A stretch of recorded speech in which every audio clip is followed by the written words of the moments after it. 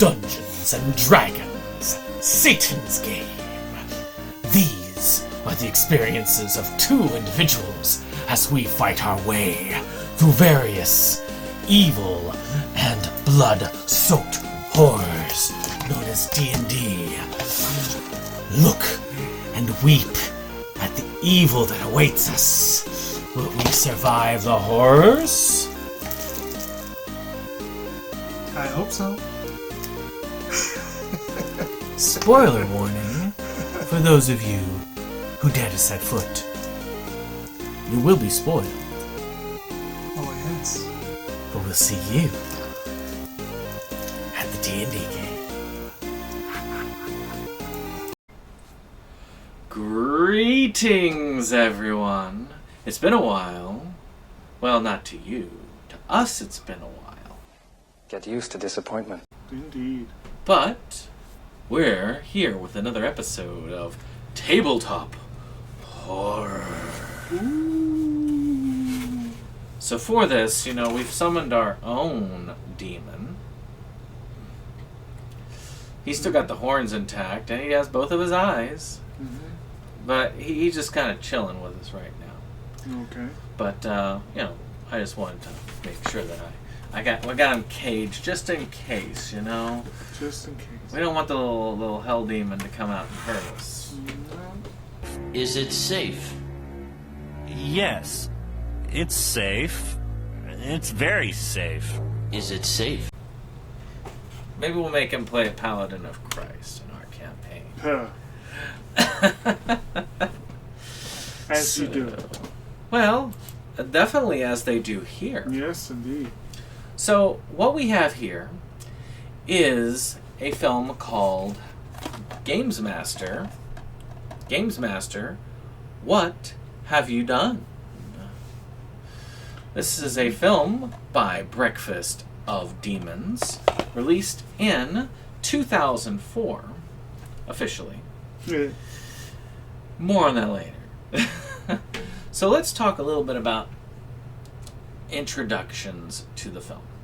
One of the things I thought we would add here as we go is just how we were introduced to the film, if at all, how we found it.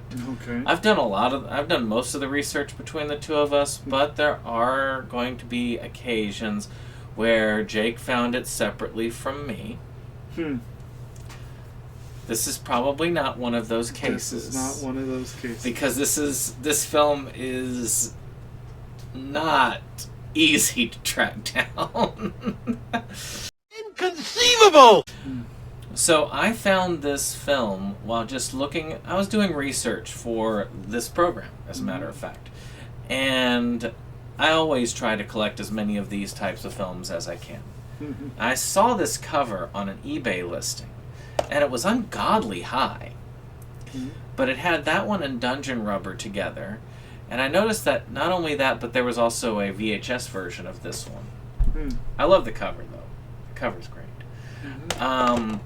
And I was intrigued. I didn't want to pay that much, but as I was looking and researching online about it and could find nothing on it, not on IMDb, not on anything, I was like, okay, I've got some money. I will go ahead and invest. It will be mine. Oh, yes. It will be mine. I would not suggest anybody pay what I paid. I think I paid $100 and something for the two movies total. But I now have a copy, and I'm probably one of the few people out there that actually does still have a copy of this film. And I gotta admit, it is as gloriously campy as The Gamers in many ways. And it does feel like Gamers made this film. And I've enjoyed that aspect of it. But hey, that's just a theorizing. A game theorizing! But how were you introduced to this particular film? I ain't never heard of this friggin' movie until you started talking about it. And yeah, you're right. There's not a lot about it out there. And yeah, I don't know. That's the I back. I've seen seen it. I swear I put it on sometime last week, but I have almost no memory of most of the movie. Monkey's out of the bottle, man. So I watched it again today, but that's definitely my first-hand experience with it. So, well, let's get started talking about the film then. It's pretty fun. Of course, as always, if I can get some research on it and I can get some background on it, I will do it. There are some of these movies that have more of that background than others. I mean, shoot, we had scads of that for Mazes and Monsters.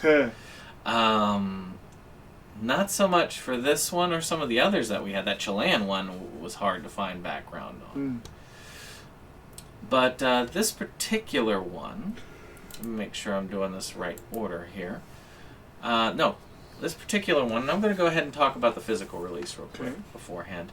This physical release was redone to be released in 2004. For all I know, that was the official this was the official release of the film, at least in this version. From what I could tell, from what research I did, they originally filmed this in the late 90s, and then when they saw the gamers coming out, they went ahead and they put some fine touches on it, add some animation, some extra effects, and then had it released on DVD. And what a DVD this is. I mean, it's pretty much, I think it's professionally pressed, actually. Let's see here. Yeah, professionally pressed. Got some scratches on it, but still works. Nice. Which is good. And I've made sure to rip this whole thing so that I can preserve it, just in case this dies on me. It has a boatload of extras on it. The menu animations are really cool. So let's talk about some of the extras on it. We've got the Gary Gygax opener, which was dropped.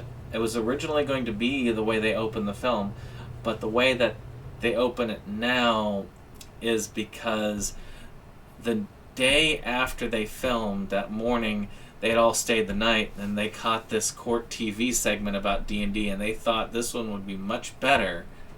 So they recorded it and added that to the beginning of the film. The Gary Gygax was basically a guy pretending to be Gary Gygax explaining role-playing in a comedic fashion. Actually, the one female, Jennifer, she actually had her hair down during that one. But she still was wearing a hat while she was hacking with a sword. The other one, Dave interview, which was the original concept of this. This was supposed to be an opener for the interview for their show, Breakfast of Demons, which is the company name. And it's this interview, Boglin's interviewing Dave. So here's Dave's Coke chart. And as you can see, Dave is right at about 2.5 bottles now. And, well, the mortal...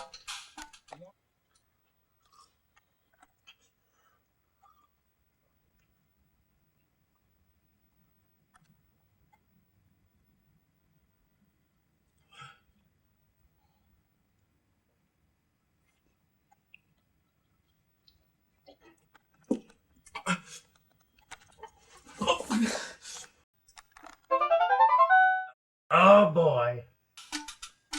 Well, Dave, it's not so much of a contest anymore. I don't know, I'm still thirsty. It's just watching your willpower work. And Dave is trying to outdrink another person for how many Cokes he can drink. You know, what's kind of funny is he reminds me of a friend of mine who used to also... With Mountain Dew. Well, he had an obsession with Coke. This is an older friend for that. And he drank Coke constantly, so much in fact that he had to stop because he had taken the enamel off of all his teeth. Ooh. And if you do drugs, you go to hell before you die. Please. Yeah, that's how much Coke he would drink a day. Wow. And so it was kind of funny watching just go. Yeah. And technically this is a good follow-up for it because the Boglin is talking about, now I can get my revenge on you because I've got you here in hell. Yeah. So he had a toilet goblin come out and get him when he had to use the bathroom. There's a preview for Dungeon Rubber. And we're going to be covering Dungeon Rubber in this series as well. Let me see here. Coming up soon, looks like. For Dungeon Rubber, let's see here. 1, 2, 3, 4, 5, 6, 7, 8, 9, 10, 11, 12. We won't get to Dungeon Rubber. It'll be next season. Yeah, that's this season. It'll be next season. Yeah. God, we're going to end it on a sour note with Fellowship of the Dice. Dungeon Rubber is a great sequel. They really did kick up their production a notch. It's going to be fun. They Only also, one? Yeah, one notch. Okay. There's only so many notches they could really raise it up. But also you have Boglin showing off his interviewing skills at Dragon Con, which is where I assume most of these things premiered. Then we have Boglin's acting reel, which shows Boglin's showcasing his talent. Okay. And then we have the commentary with Brian, Jen, and Andrew. So we got to hear their extras on it. Some of it's, you got to take it with a grain of salt type extra information, but I did manage to get enough information from some of the stories they told to finally place a time to when they filmed this, a little bit more about how they filmed it and what they did. So that plus some online work and sleuthing, I was able to get some information, but really and truly, there is not a lot on this. So let's do a little bit of background on it. Okay. So this was released on DVD and VHS. It was on the Breakfast of Demons website, which at the time that I originally saw this was still up. But you know how a website is where you leave it up for years and you forget about it? Eventually it does get taken down. And parts of it had already been taken down, and I checked it today. Gone. So no longer in existence. But they did used to sell the stuff, and they had links to where you could buy them, which were all gone. They also have a YouTube channel, which has a total of 4 videos, and you thought our hiatus was long. Their hiatus has lasted 17 years and counting so far. None of the videos are the full-length features or shorts they did. I really think that they should have used this as an opportunity, as a place to upload their show, which apparently they had a talk show, Breakfast of Demons, which was a D&D based, like, just comedy skit show that they taped. For all I know, they were on public access TV or something like that. Public access used to do that in the 80s and 90s. For those of you who's a little bit older folks, might know what public access TV is. No one mind?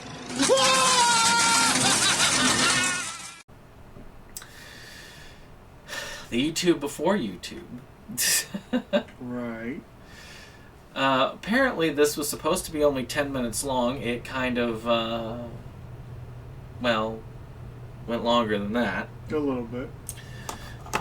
How long is this thing? It's like 40 odd minutes. Yeah, it's like just around the area where it mixes between short and feature, I believe. Now, I think, what was it, the first 4 or 5 minutes is that court TV thing you were talking about? So, like I say, it's kind of a weird mix. Like, it didn't know what it wanted to be. Right.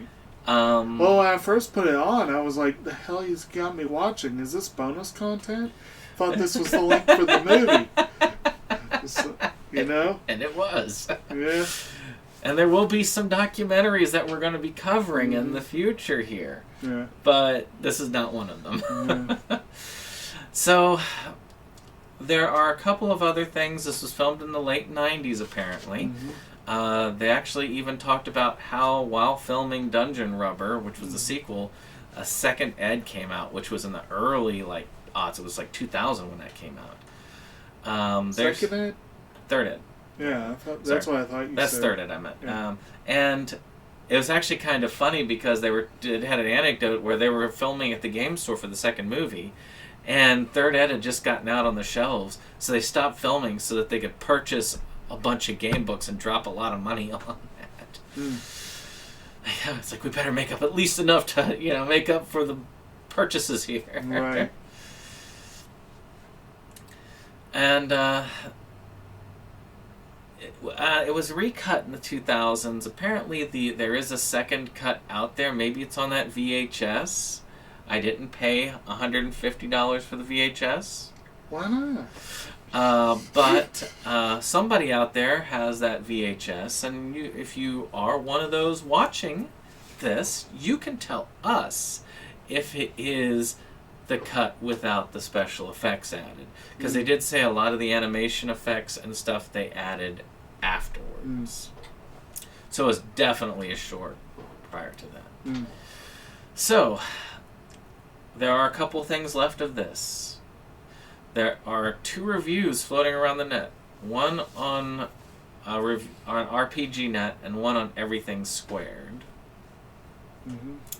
And then you can see some. I think there's not even a trailer for this film on it on their YouTube channel, just the second one.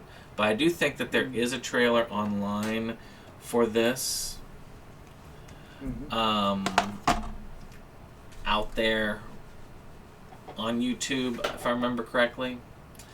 One thing that is out there now, we're going to talk about at the end when we talk about how you can see this lovely film. So, I think that is about it for that. So let's get into this bad boy. Okay. So the plot's pretty simple. A Gamesmaster summons a demon because he has a hole in his D&D group. We all know it. We don't have enough people to play. Someone's got to play the paladin.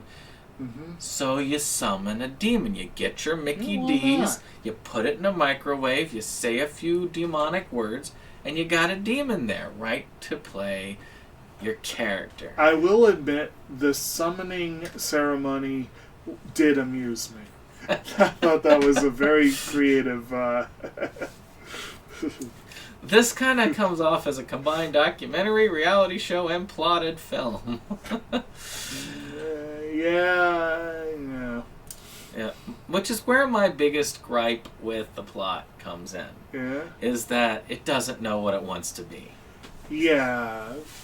There are segments that are documentary-ish. It really comes off more as... I wouldn't even go so far as to say a documentary. It's almost more of like The Office Light. Like, trying to have the characters speak directly to the camera moments. Which, they're alright. They would be better if the acting was better, but Well, and you got your various characters here. You've got your Game Master, who is apparently way more respected than I ever was as a Game Master. I bet you were watching the scene where they plied him with gifts and thought, why did this never happen? Yeah. I know that we've had at least one Game Master that really does think that they should be plied with gifts like that. Maybe they'd kill us less if they did.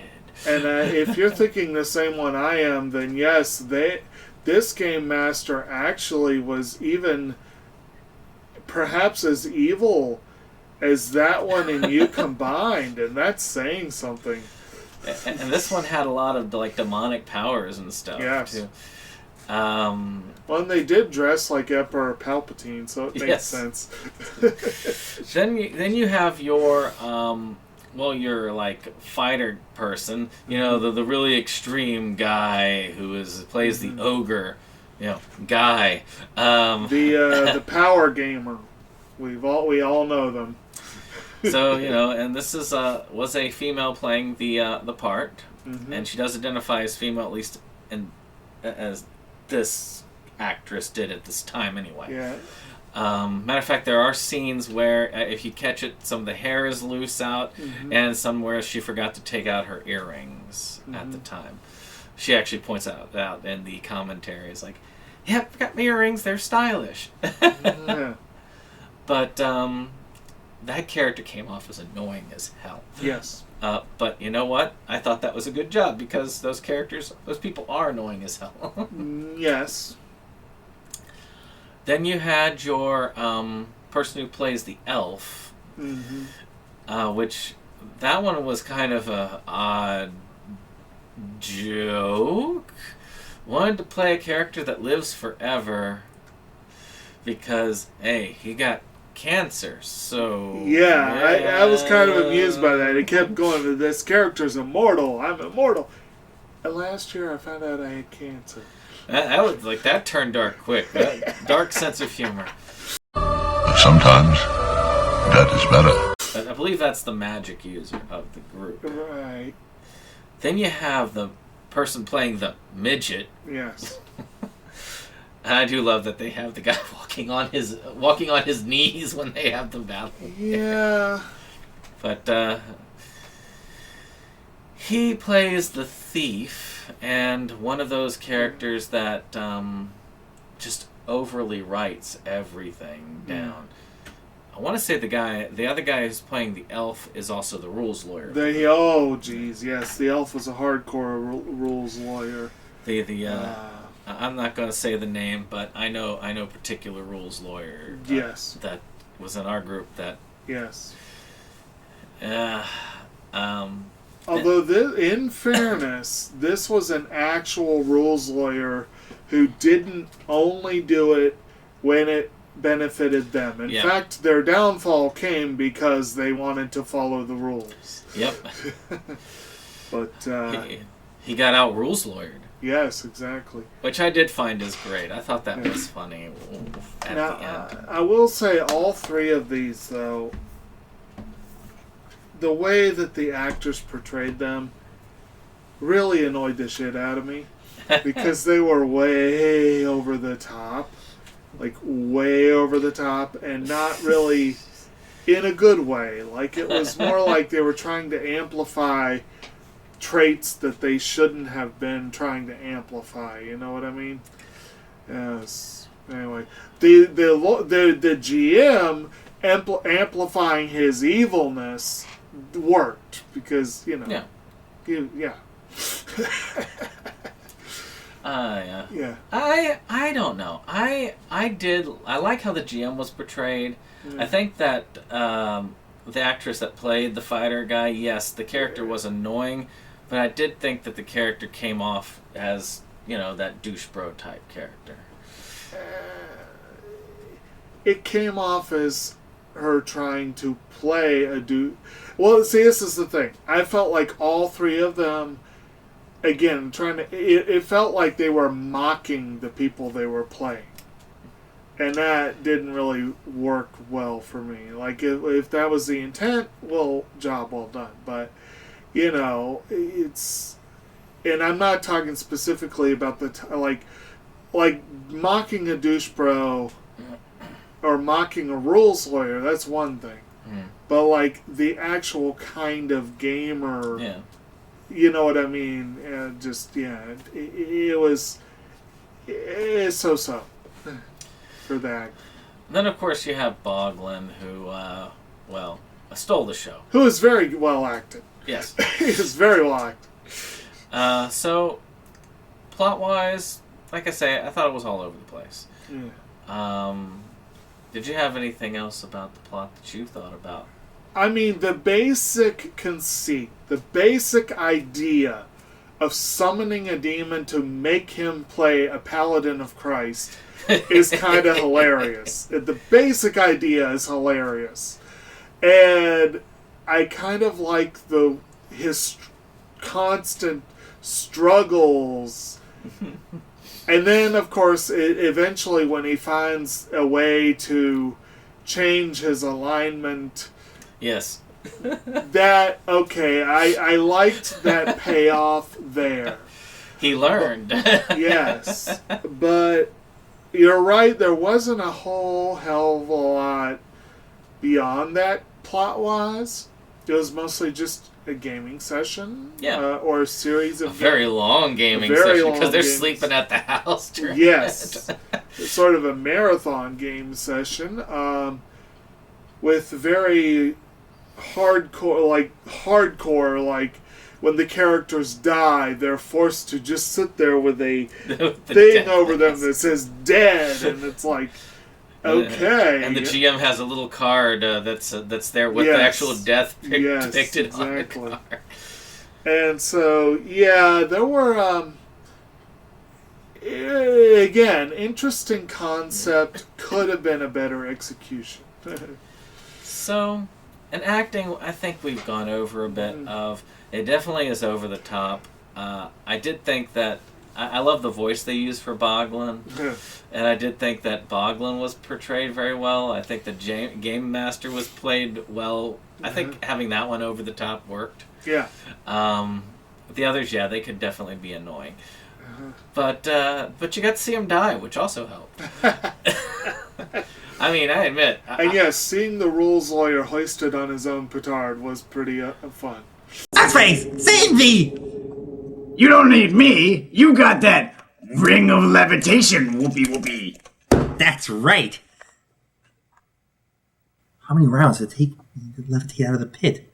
How many rounds? Exactly 8. That's perfect. My ring of levitation lasts for 8 rounds. I levitate out. 7. What? It's 7 rounds. Check. Beck? He's right. You don't make it. You fall forever. He was out rules lawyered by the demon. By the demon, which I thought was great. Yes. And I also, I admit, there was that scene where they're going there, and then the person who plays the ogre is like, I'm gonna grab the helmet, and finally, I understand this where you're held by your alignment, and finally he's like, look, I have a reason. It's like, yeah, you can attack him at that point. I'd be like, yes, beat this dude down. Yeah. I think if I was actually in a player session and that character was in play, I would have had no qualms about that one getting killed. Yeah. I may have stopped following the paladin after, after they turned evil, but yeah, I would have snuck away at that point. Run away. Yeah. The oh geez, I'm trying to think. I remembered something vaguely, but not well enough to relay it. So never mind. Well, why don't we talk about production value? Yeah. So we had the Gamers is one thing we relate it to, because the Gamers is technically Gamers Darkness Rising is the gold standard. I'm not going to say the Gamers is the gold standard, because even if the sound is not great in this, it was still better than that film, which is sad to say. I will say the sound in this was better than the Gamers. That's one area where the production was a little better. Of course, they stole a little bit of music, but they stole a lot of art. I was going to say a lot of images. Yep. They kept the second edition books in there. They didn't hide that they were playing that. Which is fine. I mean, it's not like it's not like they were selling like boatloads of copies and Wizards of the Coast was coming after them. So it made sense. Yeah. Who knows? Maybe Wizards of the Coast sanctioned it. I doubt it, but they may have. They did acknowledge them in the credits too. So yes, they did acknowledge everybody in the credits. Yeah. So that's a good thing. Yeah. They had some basic animation, which is kind of cool if you think about it. Yeah. I mean, these guys had probably even less resources than dead gentlemen did. Right. They weren't on a college campus. They were at each other's houses. Right. Or actually at the house of one of them. Right. So I thought that was interesting, and I thought that it was kind of funny that they're out in the backyard in the snow with the person who's playing the Hobbit character. I'm not going to say the other word as often. Just on their knees, just like trying to struggle along, and gave Boglin a pot in a pan on the head. Oh yeah. When they described what was it, plate mail or whatever it was, and let's see here. And I enjoyed the efforts of little GM magic. Some of the where they would take and they would reverse the things. Like when they had the blindfold come on, they used obvious reverse techniques to where they reversed the film they went like this to get it off and then put it back on. Yeah. Simple stuff, but if you think about what they were working with budget-wise, it's actually pretty impressive in my opinion. Right. I don't think me and my friends in the late 90s could have put this together. They probably spent half the budget on the gifts for the GM. Yeah. So, let's see. Shot in 1.5 days. Go figure. Go figure. And the forest that they used was in the backyard. And that's the whole of the production. What did you think? And they had a boglin. Yeah, that was actually part of the part of this. I mean, these are fairly expensive. Well, talking about the production, I don't know if you mentioned this, but you mentioned it beforehand. You frequently see the hand holding the puppet. I think that's on purpose. It is kind of funny. And one thing is interesting. There's a scene where Boglin vomits precipitously over a 3-minute stretch. Yeah. And you can see clearly the cup of holding the soup behind him. And it's like, yeah, they weren't too concerned about that. I actually think it added an element of humor. That did. The extreme fakeness of that amused me. And I think it looked like they were using chicken noodle soup probably for the vomit. And the original Boglins, I don't know about these because this is a reissue of it, but the original Boglins were very articulate. I mean, they were partially designed by the Jim Henson Company, for goodness sakes. So these people actually knew puppeteering. Okay. And you could see, I mean, they had the eyes moving and all that stuff, so you could see that as they go. And you could see all the even the expressions on the face of the Boglin when they did the cut. You could see what the emotions the Boglin was feeling at the time. He was more expressive than some of the actors. Yeah. Well, but that's about all for production design. I can't think of anything else on that. I recognize that Paladin picture because I used to play 2nd edition quite a bit, and I got to see that a lot. Yeah. I rarely ever played one because you had to roll extremely high stats. You would not have been able to play a Paladin with the strength of 1, which you somehow got rolling 3d6. Yeah, I found that interesting too. Like he rolls the dice, he's like on 1. It's kind of interesting on 3 dice, and there's 300 for the next one. I'm like, whoa, what kind of dice is he rolling here? So it's 3d6, and some of them have zeros and 300 on it. Yeah. But I guess finally music. I gotta give credit where credit is due. They did have an original soundtrack for all of it except for the 2 songs that they pulled.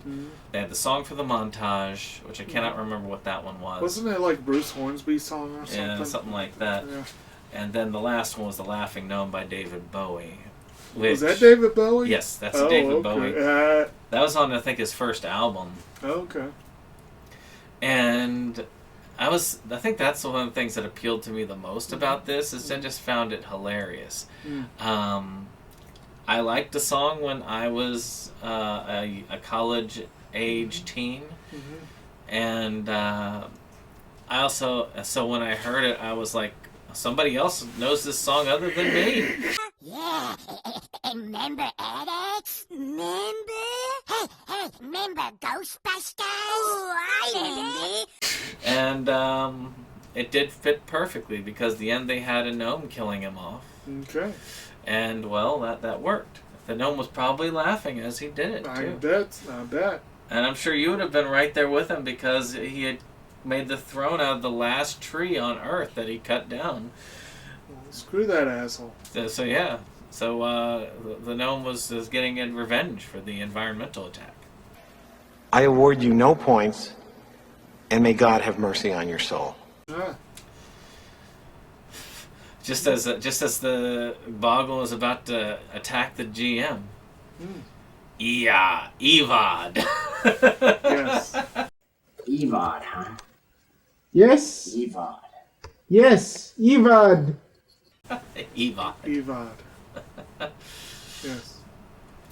Which they then revisit in the interview. Uh-huh. I was like, yeah, Evad. It was wonderful. Do you remember what happened to my character? You know, I was trying to remember, but it sort of slipped my mind. Let's see. You were about to take over the world completely and totally. You marched all the gods off in chains. Yeah, I remember that. Everybody else was dead. Yeah, but there was one god, wasn't there? One god left. One God! That's right! You killed Suckface with a throne gnome, Evad! And after having him drink all that coke, setting a trap at the toilet with another goblin ready to skewer him. Yeah. So, overall, I actually really enjoy this film. I know not everybody does, but I guess I've seen so many of these micro-budget films that I just really love the ingenuity and the interest that it comes to, like, have a bunch of guys getting together and say, let's film something. Yeah. I mean, I had that too, and I never did anything with it until fairly recently, where I've got a movie that's coming out, which is probably no better than this. Actually, probably less than this, in a lot of ways. I would say it's at least a little better. But, this one does have a lot of fun to it. I do think that you can enjoy seeing some of the characters and some of the tropes. Boglin is funny, and I, for one, really was glad I got to see this. What are your final thoughts on it? Yeah, it's alright. I mean, I'm glad I got to see it. It's not one I'm going to be clamoring to see again frequently, but, you know. That's alright, we'll be seeing the sequel soon enough. Very good. So, now is the time where we give this our score. Okay. So, we've got, of course, 2 scores. These scores we give to every one of these films. Mm-hmm. And then we do a combined score. Mm-hmm. Where we just say, okay, we combine our scores, and that is how we find... Okay. Sorry, in the background, a very familiar film flashed that just sent some nightmares. Yeah. I would much rather... I think that's the one I'm thinking of. Yeah, that's Bunny the Killer thing. And so I have to say, this one is a much better watch than Bunny the Killer thing. Yes, it is. So, and more wholesome. Right! This calls for immediate discussion! A billion times more wholesome. If they just had Boglin throwing up chicken soup for the whole movie, it would be more wholesome than that film. But there's 2 scores. One is the connection to tabletop RPGs. Yes. And the second is our connection to LARPing. Well, why don't we start with the weakest link, which is LARPing. Okay. There's a little bit of LARPing. Yeah. Technically, it isn't LARPing in some aspects, but they are dressed as their characters. They are going out very shortly for a very small bit of the movie. Yeah. Much less than the gamers, but similar to how the gamers does it. Mm-hmm. For me, I would say that's more than none. Mm-hmm. So I'll give it a generous score of a 3 for LARPing. Definitely not more than that, but because I think I gave the gamers a similar score, maybe a little bit more. Yeah. So I'll keep it at a 3 because there was a little bit of it in there. It wasn't just a very vague hint, which is what a 2 would be. There is at least a hint of LARPing. I mean, we could be wrong. For all we know, Dave might usually dress like Palpatine. Yeah, that's true. They also, and I mean, and Jennifer brought the sword. Yes, the very dull sword that they couldn't use. She couldn't even cut paper with. So, yeah, we'll go with a 3. That sounds good. All right. Well, I don't have to do the math. So it's a LARPing 3. total of 3. Not 6. Alright, which it could be 6 if we give it another 3 for a tabletop score, but that would be kind of wrong. 6 before it's divided by 2. So, I think this one actually comes on strong. Mm-hmm. In some ways, it's actually even more clear than the gamers about what they're playing. Yeah. In some ways, it's, as you say, it's a little bit more caricaturish than the gamers. Mm-hmm.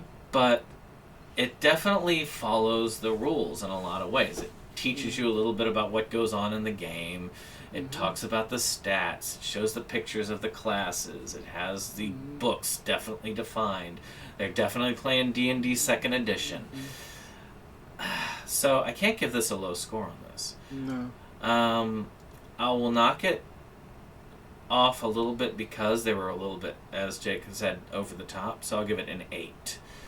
It's pretty high for me because it does. I mean, that's all it does. It portrays it. Yeah.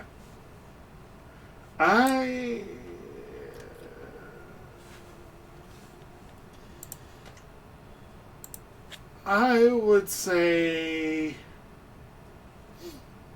that, the opening sequence and a few of the other sequences throughout kind of make that a little shakier.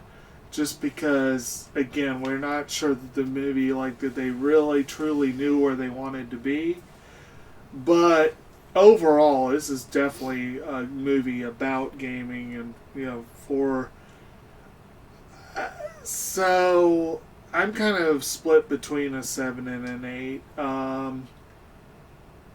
We'll just go ahead. I'll go with 8. Make it easy.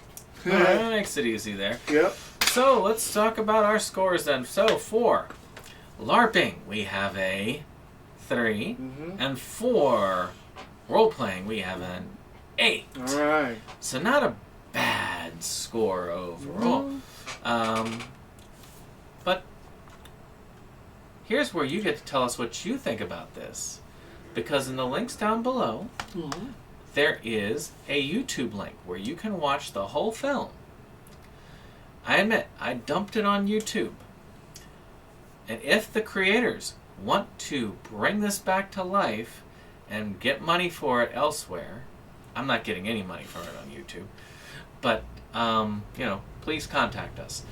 I would love to be able to do something, maybe we could interview or something like that. That would be great. I would love to see this thing come back officially in a capacity to where it can benefit, but I really think that it should not be lost media. I hate any media being lost entirely, and any types of media like this should not be lost. It should not just be the gamers and then nothing else. So let's give it some love. Check it out in the link down below and tell us what you think of the film. But we'll see you next time. Bye-bye.